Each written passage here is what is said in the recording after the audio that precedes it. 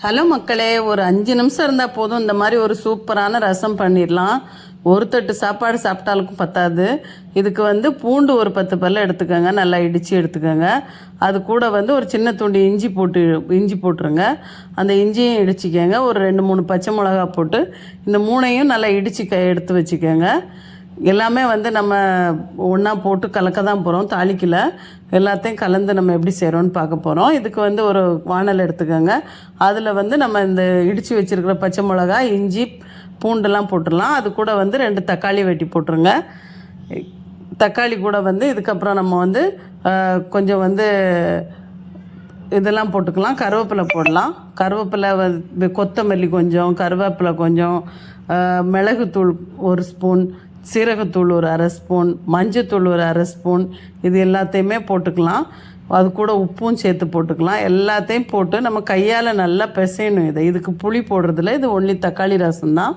இது உப்பு போட்டதுக்கப்புறம் நம்ம இது எல்லாத்தையும் கொஞ்சோண்டு பெருங்காயப்பொடி போட்டுக்கோங்க. பெருங்காயப்பொடி போட்டு நல்லா கையால் இப்படி நல்லா பிசைஞ்சு விடுங்க. இல்லை மத்தால் நல்லா இப்படி நசுக்கி விட்ருங்க. கையால் உங்களுக்கு பிணைய வேண்டாம்னா, ஏன்னா அந்த தக்காளி நல்லா ஜூஸ் எல்லாம் எடுத்துடணும். அந்த மாதிரி அது மிக்சியில் அரைச்சி போட்டால் வேறு மாதிரி டேஸ்ட் வரும். அது நம்ம கையால் செய்கிறது இன்னுமே நல்லா அந்த பூண்டு கிண்டு எல்லாத்தையுமே நம்ம இப்படி கையால் நசுக்கிட்டு நம்ம தேவையான அளவு தண்ணி ஊற்றிக்கலாம். இவ்வளோ மசாலாவுக்கு நம்ம ஒரு 4 பேருக்கு தாராளமாக சாப்பிட்ற அளவுக்கு ரசம் வச்சுக்கலாம். இதை அப்படியே அடுப்பில் ஏற்றிட வேண்டியது தான். ஏற்றி நம்ம கொதிக்க விடலாம். இது நம்ம கொதித்து உடனே ஸ்டாப் பண்ணக்கூடாது, நல்லா கொதித்து வரணும். ஏன்னா நம்ம எல்லாமே பச்சையாக தான் போட்டிருக்கோம்.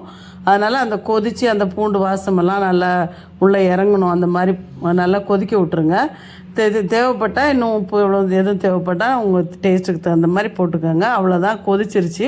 ஒரு 2 நிமிஷம் கொதிக்க வச்சு இறக்கிட்டு டக்குன்னு தாளித்து போட்டுடலாம். வெறும் கடுகும் ஒரு 3 மிளகாவும் கருவேப்பிலையும் தான் போடணும். வேறு எதுவுமே வேண்டாம் தாளிக்கிறதுக்கு. எதுவும் போடாமல் வெறும் இந்த ஒரு 3 காஞ்ச மிளகா, கொஞ்சோண்டு கடுகு, கொஞ்சம் கருவேப்பிலை, இவ்வளோ தான். அதை போட்டு தாளித்து இதில் ஊற்றிட்டிங்கன்னா சூப்பரான ரசம் ரெடி. ஒன்றுமே தேவையில்லை இதுக்கு. அப்படியே நீங்கள் ஊற்றி சாப்பிட்டிங்கன்னா நீங்கள் பாட்டு சாப்பிட்டுக்கிட்டே இருப்பீங்க. அவ்வளோ டேஸ்ட்டாக இருக்கும். ஆனால் 5 நிமிஷத்துக்கு மேலே ஆகாது. ரொம்ப வெறும் சிம்பிளான ஒரு ரசம் தான், ஆனால் அவ்வளோ ஒரு சூப்பராக இருக்கும். இதை கண்டிப்பாக ட்ரை பண்ணி பாருங்கள். இப்போ பாருங்கள், தாளிச்சிட்டேன். தாளித்து கொட்டிட்டு நம்ம கொஞ்சோண்டு கொத்தமல்லி போட்டுடலாம். அவ்வளோதான், இதுக்கு வேலை முடிஞ்சுது. ரசம் சூப்பராக ரெடி ஆகிடுச்சு. கண்டிப்பாக இதை செஞ்சு பாருங்கள், ரொம்ப டேஸ்ட்டாக இருக்கும். அதை செஞ்சு சாப்பிட்டிங்கன்னா நீங்களே சொல்லுவீங்க. Thank you so much. இந்த ரெசிபி உங்களுக்கு பிடிச்சிருந்ததுன்னா ஷேர் பண்ணுங்கள், லைக் பண்ணுங்கள், கமெண்ட் பண்ணுங்கள், சப்ஸ்கிரைப் பண்ணுங்கள்.